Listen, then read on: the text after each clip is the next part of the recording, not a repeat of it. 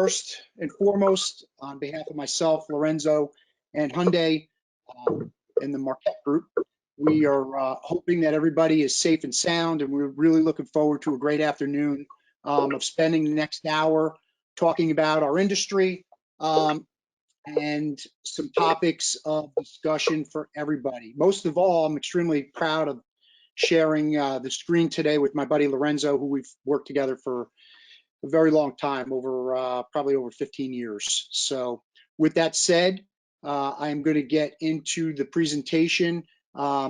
Myself, I'm the regional director for Hyundai. I've been here for approximately 4 years. I reside in New York, and I've got about 20 years worth of experience in the surfacing industry. This is the only industry I've been involved in. So I'm excited to talk to you today about some great information. Great. And this Lorenzo. is Lorenzo. Great. This is Lorenzo Marquez. I've known Glenn for quite a bit of time now. He says we both have 20 years of experience in surfacing. I started a lot younger than he did, but it is a pleasure to be trying to say I'm older. Is that what you're doing? Well, you read into it however you want to. But it's great to be talking to Glenn. Thankful to the opportunity to join you guys today. I am the CEO of Marquette Group, a marketing agency specializing in surfacing, kitchen and bath, remodeling, and construction out of Houston, Texas. And I see a lot of familiar names and faces, so I'm really happy to be joining you guys, and thankful to Glenn and Mark from the team of Hyundai to invite me to be a part of this, and we look forward to sharing some good insights with you guys. All right, great. So let's get started. So we worked really hard on trying to bring you a very objective presentation on the state of our industry and where we believe it's headed. You know, today's theme and message is all about transition. So what worked for us in Q1 or even 2019 isn't necessarily going to work now or in the near future. So my theme to you is 10 to 18 months. 10 to 18 months is essentially what we have to work through. So when we go through this, essentially with COVID-19, 3 things had to happen for this economy to recover.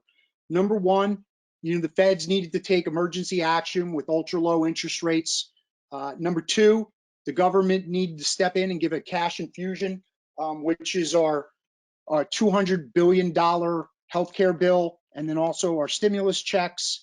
And then third, and finally, the most important is we need a vaccination and a vaccine. So based on everybody's indications, that's going to take 12 to 18 months. So what I'm trying to implore to everybody today is our business in the kitchen industry is changing, and we're going to have to adapt for a period of 12 to 18 months on making our business a little bit more fluid in a very unstable way. So that's our timeline. I'm going to get next into our agenda for today, and our agenda is fairly simple.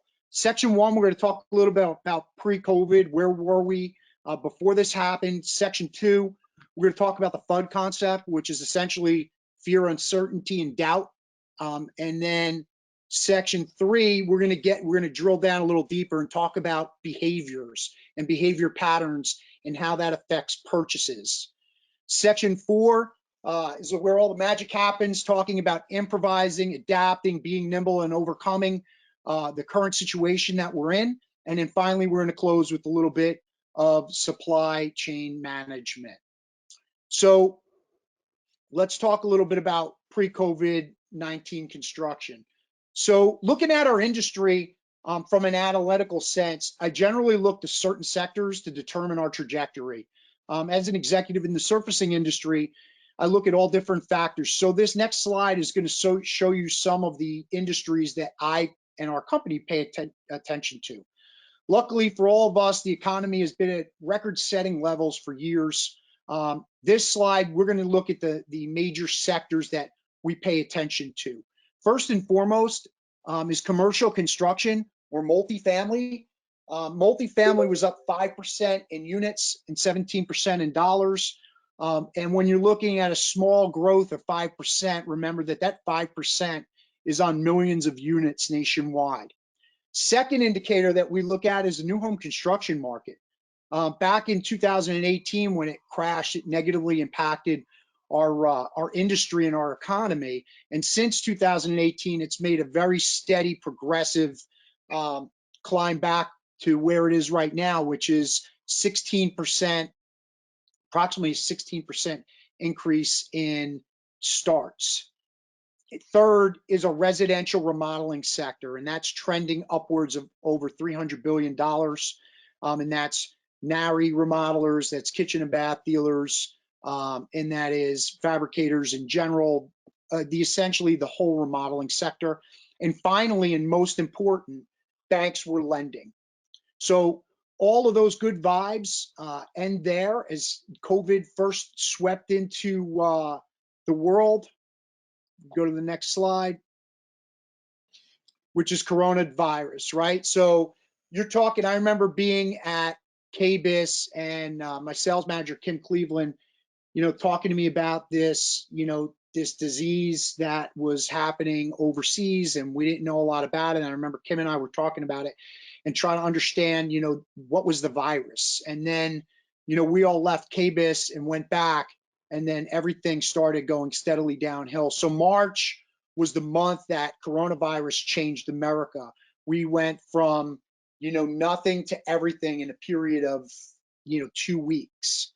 So during that period, fear, uncertainty, and doubt swept America, deservingly so. But the good news is, with fear, uncertainty, this is actually something that was used by IBM back in the day to generate more sales. So although fear, uncertainty, and doubt is in the marketplace, we can still use that to our benefit. So there's a lot of sales techniques that have been used to kind of sell through this in the past, and we're going to go through some of those today. So what we're seeing right here is essentially the stay-at-home orders as of 4/7/2020. So, the month of March was fine in the first 2 weeks, and then all these mandatory shutdowns happened and stay-at-home orders swept across the country. The first one to do it was PA, and the whole state shut down while everybody watched, and then came New York and New Jersey, and then it swept across the country. So it left everybody in a state of paralysis, and everybody rushed to their homes. Now, in our defense, in our industry, this can actually work to our advantage. Now, I know everybody, you watch the news and it's all negative, right? It's all that fear, uncertainty, and doubt strategy, planting negative thoughts in your minds. And yes, there are a ton of bad things happening. And yes, there's a 14% unemployment rate. But 90% of that 14% is with targeted people that are under $40,000 a year. So although there are some horrible things, there are some items and benefits that actually can work to our advantage. So one of these that I wanted to bring up to you today is called cocooning. So cocooning is a term about staying inside in one's home, insulated from perceived danger. This is something that was first invented, the term was first invented back in 1981. So imagine this. You hate your kitchen, then you're locked in your home for 10 weeks. By the time you're done, you absolutely despise your kitchen. The lockdown meant that approximately 35 to 40% of consumers began eating home-cooked meals for the first time in a long time, because people were obviously afraid to go out, even afraid to get takeout because they're afraid of other people touching their food. So this feeling of cocooning actually can work in our advantage, which you're going to see on the next slide. So the positive impacts on cocooning and remodeling, essentially, people looked at their homes as being a safe haven, right? So, your home becomes a safe haven, it becomes your epicenter. Homeowners are going to appreciate or hate their space depending on how they feel about their home. So there's going to be a rise in home spending, and this is going to only emphasize how the consumer feels about their home. So let's put it this way. The fact of the matter is there's going to be no more cruises. There's going to be no more European vacations, no more summer camps, no more sports, no more flying on vacations worldwide. People are going to have disposable income that they can turn their safe place into the perfect safe place. And this isn't just me talking or Lorenzo talking. You know, this is the Joint Center of Housing for Harvard University. People, they believe, are going to see a surge in digital technology because of fear. A great example would be the cable and internet industry. Right now, the cable and internet industry is booming. Why? People were stuck in their home and realized that their internet was too slow. People realized that they didn't have all the channels that they want. Netflix booming, all because people were stuck in their home. And all the industry leaders believe this is going to benefit the remodeling industry as well. Well, and just to add to that, Glenn, I also think that there's a huge sentiment when it comes to the way people live in their own homes. Traditionally speaking, you know, from a business travel standpoint, you go out, you travel, you engage with clients, you engage with customers, and you probably order steak and serve every once in a while on a company credit card. Then you come home and you realize that you're back to your normal life. Well, all those things are gone, and now people are looking at improving their quality of life at home. They're looking at spending more time, forced or not, with the family, and also have the ability to entertain in their own house. I don't believe that social distancing will be a thing that is going to fade away soon. I don't believe that we will all ever go back to, you know, not washing our hands thoroughly every time, or not, you know, being afraid of what we're exposed to. But I do believe that the home sentiment, the family life, the quality of life has improved in just human nature, like normal people in society overall.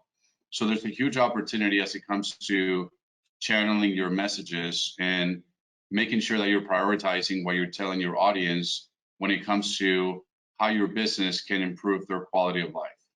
There's been a lot of different trends in the market. I've been an NKBA board member for 7 years now, past chairman for 2 years before, and there was a pretty big period in my history overall in the surfacing industry where it first was like eco products, then it moved into aging in place, then it moved into, well, now grandma's living at home, but the kid's coming back from college, so we have a multi sort of generational design style. But now the design style is moving towards quality of life at home. So that represents a huge opportunity for our industry as well.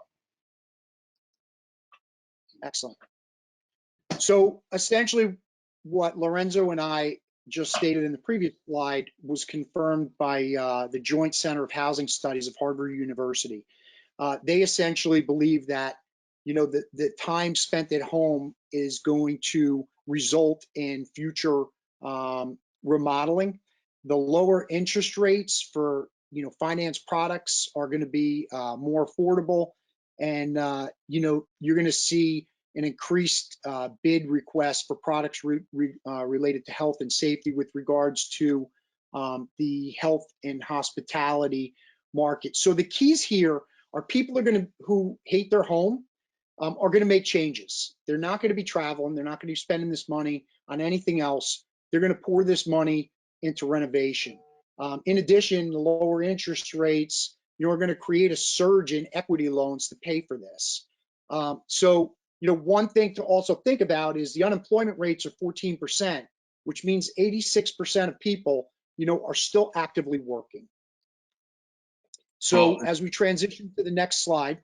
Well, hold on. And just to add to that, Glenn, I do a lot of work with a lot of different fabricators across the U.S. and the general sentiment is that commercial work is still ongoing and it hasn't stopped, only in a few markets. But studies also show that the social distancing sort of awareness combined with lower interest rates will push people to move out of living in apartment complexes and actually owning their own property so they can maintain that social distance and take advantage of the interest rates available. So although there is a decline expected in the future related to new home builds, there's going to be an uptake related to real estate. Great point. So the new normal, we hear this constantly. What exactly is the new normal? I'm sure that everybody here has been in this position. It's full of fear. How many of you been to a store recently and felt scared of the person next to you or got annoyed when they were too close to you? So there's ways to also use this to advantage. Our advantage. I mean, they're like trying to step away, and I'm like, it's okay. I'm not like, to me, it's the opposite, but obviously there's a different sentiment there. So IBM made a lot of these techniques famous, selling through, fear and uncertainty. And honestly, we do a lot of it in our everyday work now. We don't realize it. Like, for instance, I have people right now that are actually buying more stock than they did at any other time because they're afraid of any supply chain issues. So, we all use fear and uncertainty in our daily lives. We just don't know it. Like, hey, I would stock up now because shipping's delayed, or think about the end of the year when price increases go into effect in January, and you always get that surge in December because people want to buy before their price goes up. So, I think you're going to see this across the board in the remodeling sector. Everything that I'm hearing is positive, and that business is starting to open up. I'm not saying that things aren't bad, but I think that we need to keep into consideration our target market hasn't been affected as much. So as we go into the next slide. I just like to add to that, there's obviously fear and uncertainty, and there's people that are stocking up, but that also shows you that people care about their business, and it shows you that people are willing to do whatever it takes to ensure that their customers are satisfied. And so as leaders of your own industry and your own business, you have to continue to lead, and you have to continue to do as you need to when it comes to ensuring the stability of your business, your family, and also your employees. So I think this next slide basically talks about that specifically. So Glenn, sorry for interrupting you, but take it away. No, not at all. So people still need products, but they want a safe virtual experience. Most of all, they want certainty, right? People want to know that they're safe. So people and companies that could provide this win. I could tell you that our companies are working diligently to make sure that we make both our employees feel safe and also our companies feel safe as well. So on the next slide, we're going to go and we're going to talk a little bit about human behavior, right? So when we talk about behavior, we're talking about things are changing at a fast clip. So while purchases are currently centered around basic needs, right? I mean, everybody went into this panic buying and, hey, I need toilet paper, and, hey, I need paper products, and I need to overbuy and fill my freezers. People are panic buying. But shoppers are also more consciously buying local and embracing digital commerce. I mean, a great example of this was, Lorenzo's video before, which, by the way, was very well put together, where it showed the person on the couch skimming through grocery products. I mean, that's what we're doing now. People are trying to avoid human contact and they're buying digital. And I think the next set of slides are going to show you how we're going to transition. SEO traffic right now for kitchen remodels is at an all-time high. Same thing with paint and flooring. Due to workforces being at home, people are spending 60% more time online. And most importantly, you have to think about your company and your brand, because consumers are paying attention to how brands are reacting to COVID-19, and they're allocating purchases accordingly. A great example of this is a seafood chain in Virginia that's been all over the news. People went for Mother's Day to pick up their food and waited 3 hours, and fights broke out. I can tell you right now, that's extremely bad for their brand. So making sure that you're planning properly and making sure that you're taking care of your customers whether they're a kitchen and bath dealer, whether they're a homeowner, is a paramount fact. Go ahead, Lorenzo. Well, and also just let's all think about our individual selves, and let's all realize that humanity has changed. We cannot continue to operate in the same way that we were operating a few years back. We cannot continue to rely on somebody to bring us business or us going out and delivering the same sales pitch. Right now, there are a few things that are common denominators to everybody's needs. Everybody needs health. They are looking for engagement and attention. They're looking for connectivity. And they're also looking at seeing what's on the other side of this pandemic. So as a fabricator, dealer, remodeler, installer, builder, whichever profession you're in, you have to scale back and think of the human sentiment that's behind either a buyer for a construction company or a homeowner. It's the same thing.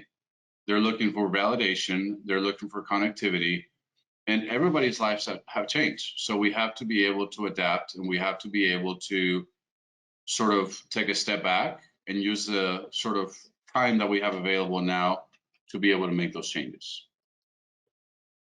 Excellent point. So looking at the categories of consumers or purchasers right now, EY Consumer Index is a famous publication, and they go through consumer purchasing behaviors. So when we look at the 5 categories currently of COVID consumers or purchasers, you'll see that get to normal is a person that spent that is largely unchanged. They haven't really felt the effect of COVID. They still have their job. They're still earning their money. There's been no pay cuts. Then you look at the cautiously extravagant, which makes up 25%. And these people have a belief that something's going to happen soon, and they may cut back their spending a little bit, but they're going to spend all their money on important items such as large purchases. So right there, what it's telling you is 56% of homeowners right now, or companies, 56% of people are still making purchases normally. Then you're going to transition to 22% are people that are being more frugal. They're trying to get back on their feet. And then, you look at the people like Keep Cutting, who recently lost their job, 14, 13%. And then the younger ages, which are bang with the buck, and they're just spending carelessly. So a large portion of the categories of purchasers are still purchasing. Next slide. Oops, sorry. No problem. So when we look at construction project survey by Fixer, which is a company that people from the NKBA have recently published, and several other companies, are homeowners putting off planned projects, right? So what's going on in the market right now? Well, 83% of people right now are still going ahead with the project, although that may change a little bit. The majority of people are still going ahead. So 54% are saying yes, but they're only delaying for a short period of time. 29% are saying, hey, no, things are going ahead with schedule. And then 17% are saying, hey, we're stopping indefinitely. And that's primarily because 40%, the 14% unemployment rate is essentially all people, the majority of people that were making, an income of $40,000 or less, and they're generally not the target market for large kitchen remodels. And then on the right, you're seeing projects are currently underway and proceeding as planned. 37% said they're proceeding, 31% said they're proceeding but slowly, and then 23% is saying, yes, there's been no interruptions. So on the next slide, we are going to go into improvising, adapting, and overcome. So to me, it's easy to be a leader when everything's great, right? I mean, the business is going great. Every day you wake up and you have incoming sales coming in. But when times start to get rough and things start going downhill, that's the time where leaders really need to shine, and we need to step into the forefront and really lead our people.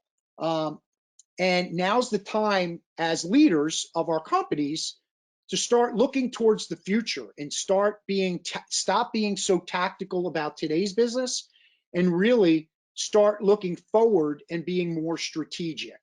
So on the next slide, what you're going to see is people ask me all the time, Glenn, what's the biggest key to improving sales?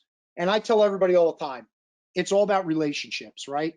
It's all about relationships and relationship management. Our industry is changing from an upfront and personal to being virtual. Now, some people may not like that. My sales guy in my BDM and PA, Gary, called me up after the first webinar today and said, I don't want to be virtual. I'm an upfront and in-person guy. And yes, I do realize that, but our business is changing and you're either going to get on board or we're going to get left behind. So if you ask me what our best selling tool, I would tell you it's creating the best customer experience. It's not about hard selling. Now is not a time to hard sell. Now is a time to have the best selling tool in the world, which is enhanced customer experience, right? So in order to do that, we have to transition from an industry where we do everything in person, right? I mean, we do in-person consultations, in-person bidding, in-person site visits. We do in-person we do everything in person. And that's going to have to change for the next 12 to 18 months. So this crisis puts our strengths and weaknesses, in the spotlight. And the coronavirus pandemic is not just any crisis. People have been locked down, and the nature of response to that is forcing people to be physically separated from their families, their friends. You see people doing drive-by happy birthday wishes. I mean, this isn't normal, right? But that's what we're talking about. This is the new normal for now. So we have to rush to making our companies and our businesses more virtual. So here's the 4 keys: digital revitalization, optimizing the sales process for virtual interactions, actually caring for our customers, which is going to lead to customer retention, and then differentiating ourselves. I will tell you this, there are 0 tire kickers during pandemics. So if we have leads, if somebody is taking their time to call us right now and ask for a sample, email us, ask for us for pricing, they are obviously very serious about their project. So we need to act with urgency on leads. And it's something that I always promote with our people, is we need to have a sense of urgency, especially right now. So the first thing we're going to go into is digital revitalization. Next slide. Well, and just to add to that, Glenn, I think that, I share the same feeling with you as far as things that need to happen. But one of the biggest positives about this whole pandemic has been that we've all finally learned to embrace the digital world. I personally have not connected with Glenn other than every other KBIS, and we used to talk every day, a few years back. It's great for me to see Kimberly Cleveland and Mike on the call. And so while digital revitalization is happening, human connection is also taking a stronger part, and it's the digital world that's helping with that. So I just wanted to add my 2 cents. Yeah, I mean, listen, it's even the same thing with you at home, right? I mean, I have a very close family. I talk to my parents, all the time. But because of this, we've been FaceTiming my mom and dad with our children every single day. Every day at 6 o'clock, I get the FaceTime from my mother. And it's actually made us closer during this pandemic time, and we were already a very close family. So here's what we want to talk to you about digital revitalization. Number 1, everybody is using the internet right now as their prime source of information, right? People aren't driving around strip malls looking for showrooms to go into to patronize. It's just not the way business is. So we have to go all in on digital spending, right? First of all, your website needs to be phenomenal, right? It needs to be updated and phenomenal, especially updated with, information about how your company is dealing with the pandemic. So your website presence needs to be on point. the search engine optimization, which Lorenzo's going to talk about in a second, and content services is extremely, extremely important. So one of the things that is in the forefront is content. So we want to do less advertising, less sales, and more content to the masses, positioning you as the industry's best resource, right? Reaching out to customers for online reviews. Right now, I can tell you right now, people are going to Google, they're Googling, kitchen and bath near me, or, stone fabricators near me. And then the first thing they do is they click on those reviews. So, if you have like a 2-star or a 3-star, they're passing you up for somebody who's got a 4 and 5. So the jobs that went well, you should be all over your customers on posting reviews right now. Extra time, even if you don't have time, you have to get social, right? Right now, it's all about social media engagement. It's about Instagram. It's about Twitter. It's about Facebook. So making sure that you're all over that. And the one thing that I can tell you has worked for a lot of my customers that I brought to their attention is, we get busy all day long. You're pulled in a million different directions. You're never going to create content for the mass if you don't have a customer communications task force. Identify 3 to 4 people in your company that could work on crafting messages that you want to send out to your community and get them executed. And if you don't create a task force, it just gets put to the wayside because you're busy doing other things. So great content right now is about cleaning. It's about safety content, what you're doing with your employees to make sure when they're in their houses, they're being safe. And then Lorenzo on the next page is going to dive a little deeper on that. Right. So like I said, right now, everybody's looking for empathy, and it's about time for all of us to be aware that the digital world is not going anywhere, and in fact has saved most of our economy over the last few months. Now, as you embrace the digital world, there could be a lot of different things that you may be confused on how they work. And I talk to a lot of people and they say, well, we have a website, but we really don't need a website because we don't sell consumers. Well, let me tell you something. Every single purchase begins with an online search. 93% of people search on Google other than any other platform, and the rest searches on YouTube, which is also owned by Google. So the mindset of we have a website, but we don't sell to consumer is something that everybody needs to step away from, because even large purchasing buyers and agents are looking for reliability and they're looking for information online. I started marketing as a career, and they used to always tell us that, show your logo 3 times or your message 3 times and it sticks to people. Well, that old mindset of branding is gone. We don't rely on what customers or companies tell us about themselves. We rely on what other people say about that company or that product. So reviews are more important than ever.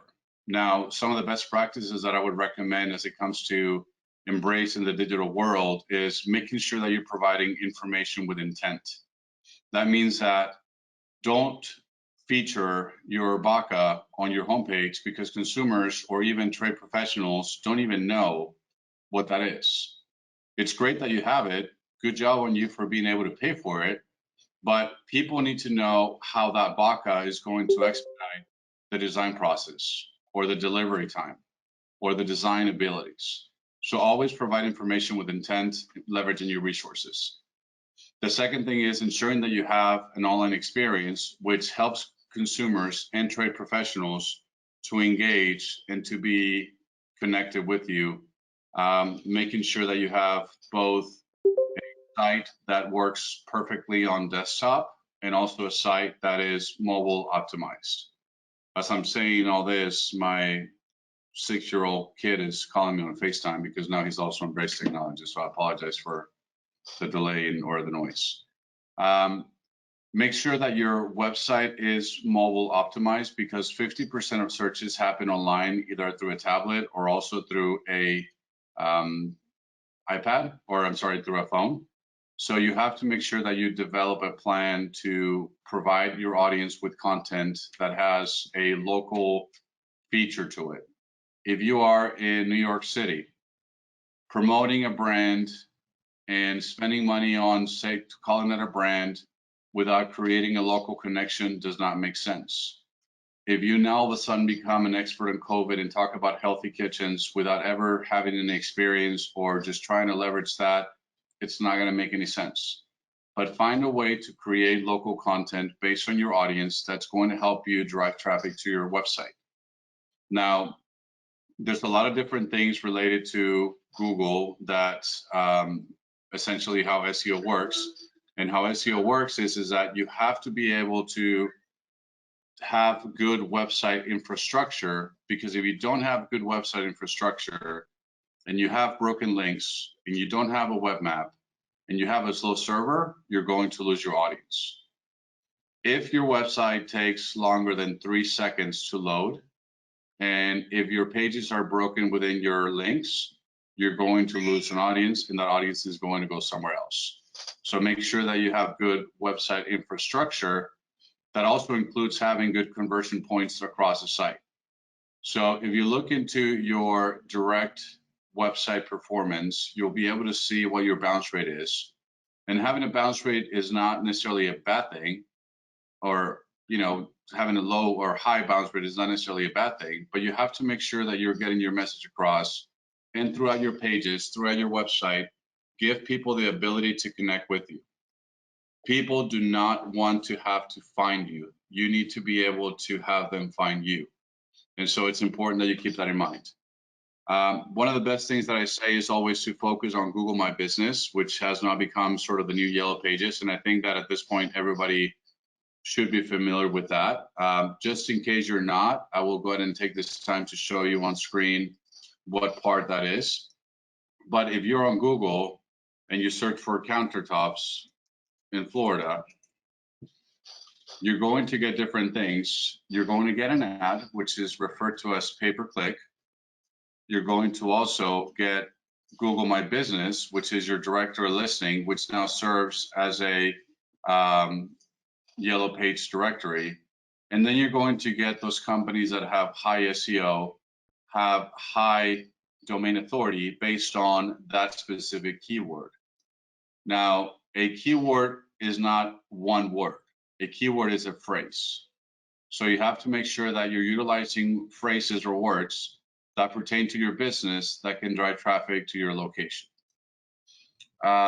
If you have a pretty strong marketing digital campaign that includes social media and email marketing, ensure that you're providing content with intent so that you're driving people to go to your website so they can look for meaningful information and not just to look at pretty pictures, as Glenn said, or to essentially help you communicate or drive traffic.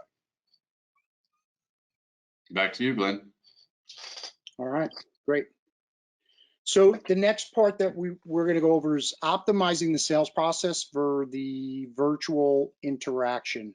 So can you just expand that for me, Lorenzo?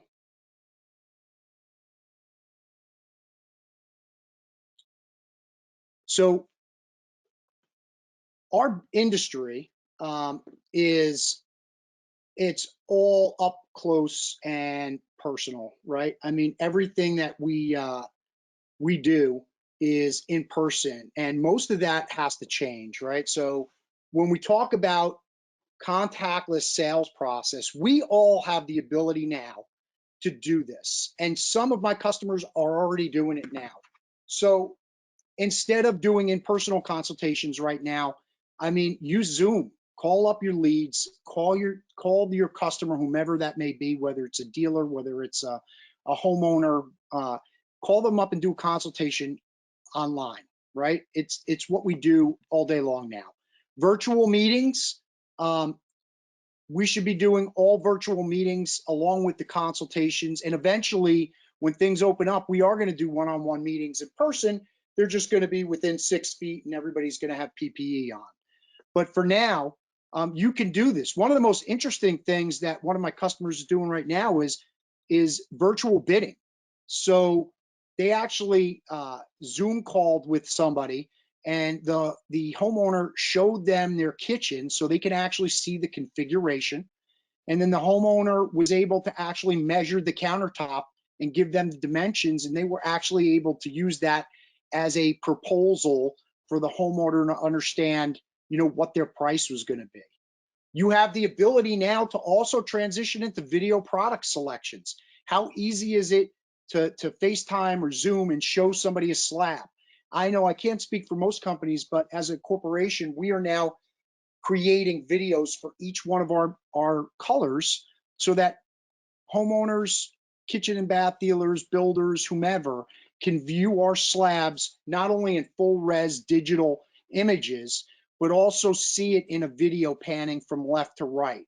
Now, some fabricators are really ahead of the curve and they're using Slabsmith. So this is easy.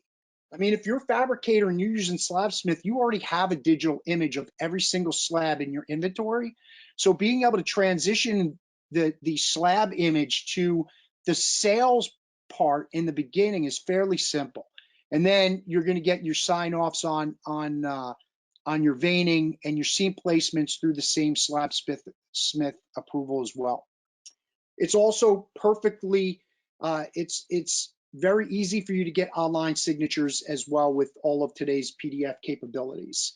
One example I would say is I had a meeting with somebody in the kitchen industry and they were like, no way, this stuff is going to happen. I said, look at the automotive industry. I mean, it's tanking, right?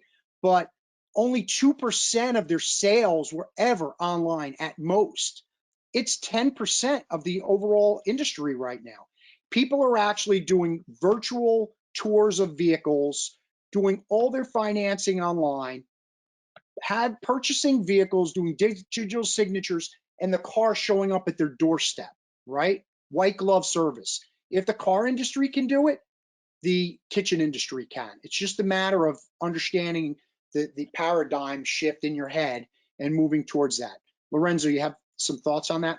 Yes, I do. And as a matter of fact, obviously embracing digital technology is important. It's long overdue. But one thing that I want to make sure that everybody hears on this call is that this pandemic has hit a reset button in our lives. Personal, financial, business, whichever way you want to call it.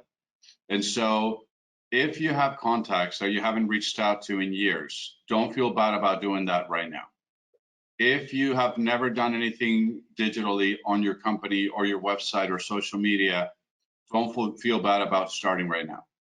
I think that right now, everybody's level of tolerance is a lot bigger when it comes to connections and embracing and seeing businesses that are making an effort. So by all means, feel free to reach out to previous contacts, to remake connections, and also to embrace the digital work. As we go forward, we are going to begin looking into a process that focuses more on content that is needed for consumers and buyers to make decisions. But let's not forget about the basics. Because you fabricate countertops or you sell slabs or you sell cabinets or faucets, whichever line of business you're in, do not forget that your consumers are making a pretty large purchase and they may not necessarily be aware of the steps. Step back to the basics. Train your customer in how you're going to deliver an experience. Talk about what cutouts are about. Talk about what edge profiles mean. Talk about what a radius corner is. Those are the things that people are actively looking for right now. And if you can become an influence and an affiliate to them, you're going to be much better off. If you have the ability to add third-party plugins to your website, such as quoting systems or chat functions, this is the time to do so now. So I want to share with you guys another example, and I know I'm going off the presentation, Glenn, but I want to share with you guys another example of how a business can essentially help in how you can develop your content online. So just to give you an example, if you have content that engages, I went from being on the first page to now I'm on the second page, and I want to have Great company, by the way. What's that? Great company, by the way. And I want to be able to find product by brand. I want to be able to shop by color, or I want to be able to see how many products per page. So if I want to focus on looking at Hanstone products, and I want to create a digital experience for my end user, but I also want the company to give me a good digital experience, I can now look at a sample or a swatch. I can view the full slab, or I can see a picture of what that product looks like. And I'm sorry if it's too small for you guys to see, but you're able to see if a picture works. And you also have touch points where you actually engage customers to go from homepage to product category to brand to color, now to a fifth category, which is creating a connection with you. And that in itself would allow you to have better Google ratings because people are spending more time on your site. Google is not in the business of popularity. They're in the business of driving traffic to a location where their users want to review information. So the more information you can provide them, the better you'll be because Google will essentially gratify you for that. This is not the time where a website is not a need. This is a time where a website is a need, but it's also an experience. And you have to engage with suppliers such as Hunstone, as you saw, that have the ability to provide you with great content where you can build your website without having to go to their site or to a third-party site, thus taking your efforts and putting them back on them. Excellent point. All right, so this is the one that really means the most to me. We are obsessing over customer interactions. It's really the most important part of it, right? I mean, it sounds simple, and it is, but primarily we have to be more authentic and more empathetic because we want to retain customers during this downturn. The fact of the matter is some customers are going to go away, so there's going to be less customers to have. So we need to figure out ways not only to retain them, but also create long-lasting relationships with these people so that we flourish down the road. So, being really empathetic and authentic to them, cold calling them just to check in and just to see how them and their family are, being essentially more human and less transactional.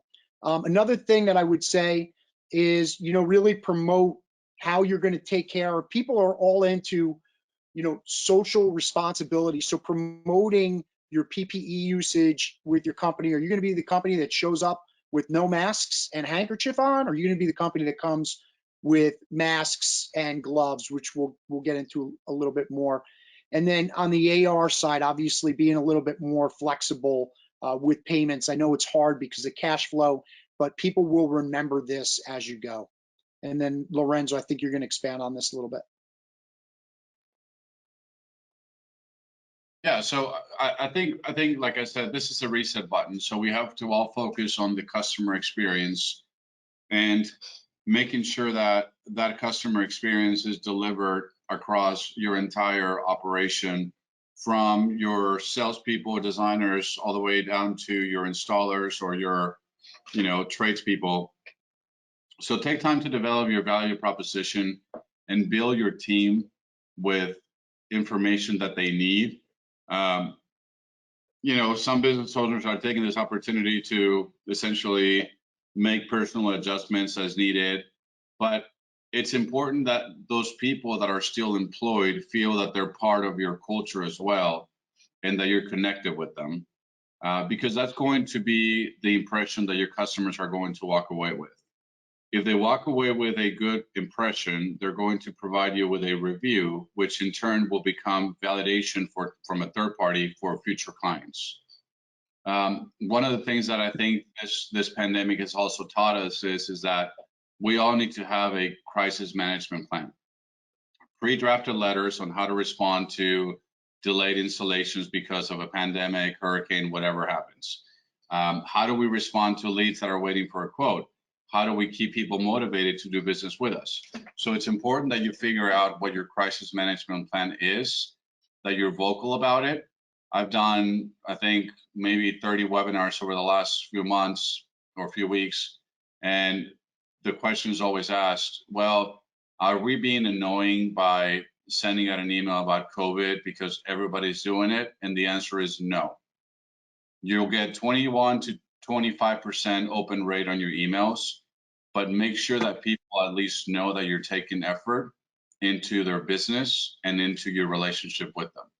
So any opportunity you have to create that empathy for your audience is greatly appreciated. So talking about differentiating sales strategies, first, I'm going to concentrate on really two here.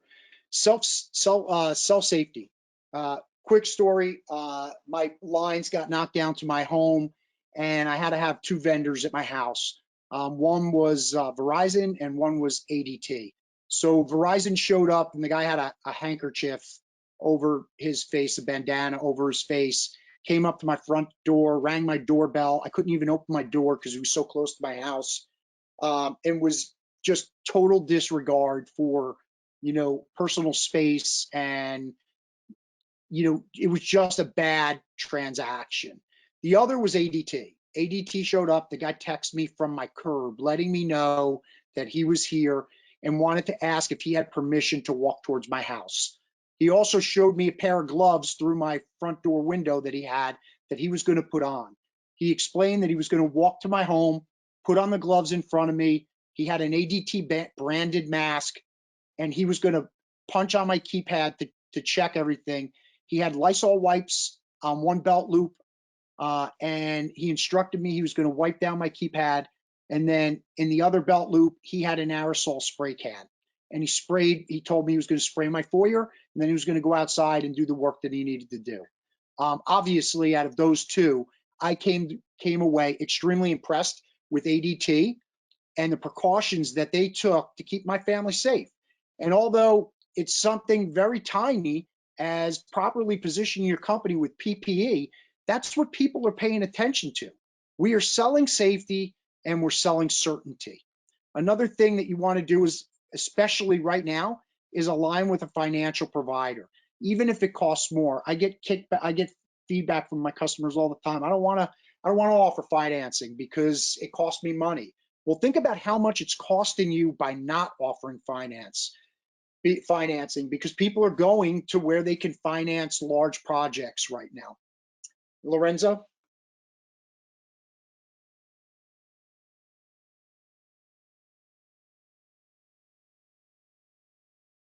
Sorry, I lost my screen for a second. Yeah, no problem. Definitely agree with what you said, Glenn. I think that right now, as we've heard in the past, we are at war with the invisible enemy. And anything that you are not doing or considering becomes an opportunity for your competitors to do. So this is not the time to go talk to your Home Depot expediter as to why orders are not coming through.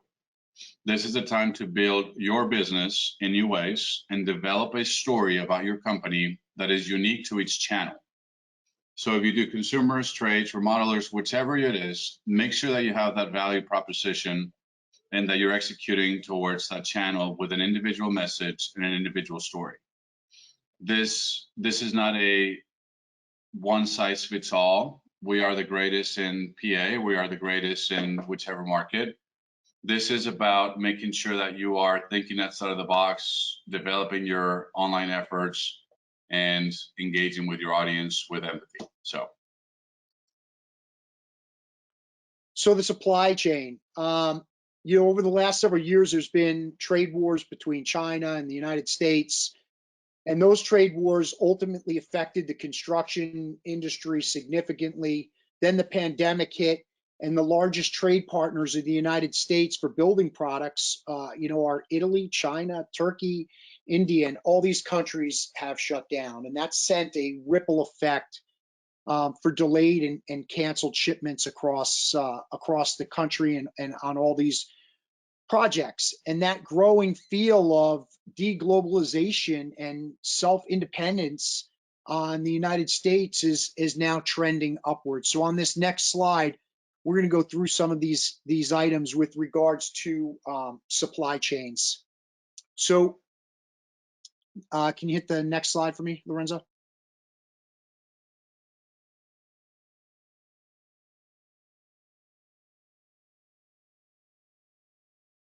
So although China is stabilizing, the delays are going to linger on. Unfortunately for the construction industry, imports the United States imports billions of dollars of stone slabs, quartz slabs, countertops, appliances, sinks, all the way down to ready to install cabinets from China. So, this is going to have a great effect on what we do as a construction industry. And like I said, we import $560 billion worth of products from China, which represent 21% of all of our imports, specifically for the building product segment. So ultimately a trend you see of deglobalization and buying here in the United States, not only in the construction industry, but even the PPE industry, where 47% of the world's PPE comes from overseas. So on this next slide would be exactly what I would suggest you looking at from a business standpoint and a leadership standpoint. Number one, this all comes down to relationships. We went over a lot today. We went over, everything from COVID and, purchasing behavior and people, what people's behavior are right now due to COVID. We went over, how this is going to affect our industry, who's going to be purchasing, who's not, the different types of customers. And now we're coming down to, this is essentially our last slide, and it talks about our supply chain and vendor partnerships. Right now, more than ever, you need to rely on people that you can trust. So part of that is having great relationships. Our core strategy here at Hyundai is having great relationships with our customers and having great relationships with our employees. That's probably the biggest takeaway for me, is making sure that you have great relationships throughout the supply chain. Things that you want to consider, where is the product being made? Is it being made overseas? Is it being made domestically here in the United States? What's the distribution model? Is it direct? Is it a distributor? Is it a combination of both? How is the product available? Is it stocked? These sound like simple questions you should be asking yourself, but while we're going through these issues, we really have to look at this and ask these questions. Another big question you should be asking yourself is how profitable am I on this line? How valuable is the line to me? Because with less customers, there is going to be less business. And so you want to make sure that you're positioning yourself from a profit and loss standpoint to make the most that you can on these projects.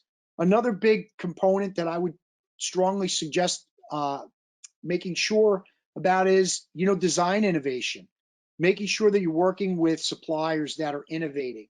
The best designs are always going to sell, no matter how much they cost. And then finally, flexibility, cost, terms, whether you have stocking programs or consignment, having flexibility with the companies that you deal with, especially right now, is extremely, extremely important. And then, making sure that you have support at association events and that you have sales reps that are actually helping to grow your business. So with that said, that is the end of today's presentation. I know we definitely covered a tremendous amount of material. I'd like to thank Lorenzo. Lorenzo is one of the best in the business. I would certainly use his contact information, which is listed on this last slide. If you have any questions or opportunities for him on the marketing side of the business, he is absolutely phenomenal with brands and brand building and helping you grow your business, both on the sales side and the profitability side. And if you have any questions for me, I'm certainly available to answer those as well. So if anybody has any questions, we're available. If not, thank you so much for taking time out of your business today and speaking to us. Well, and Glenn and everybody, Mark and everybody at Hyundai, thanks for having me on the call. It's certainly a great example of reconnecting with people through crisis and understanding that relationships are important. And I'm very appreciative of everything that you've contributed and worked on for this call, Glenn, and also for the team at Hyundai for having me. If there's anything we can do just to answer questions, or by all means, let us know. There will be a survey that's going out probably tomorrow morning just to get your feedback on today's webinar as well as future content. So we ask that you please respond to that and you allow us to continue being your business partner and to help us grow together. So Have a great rest of the day.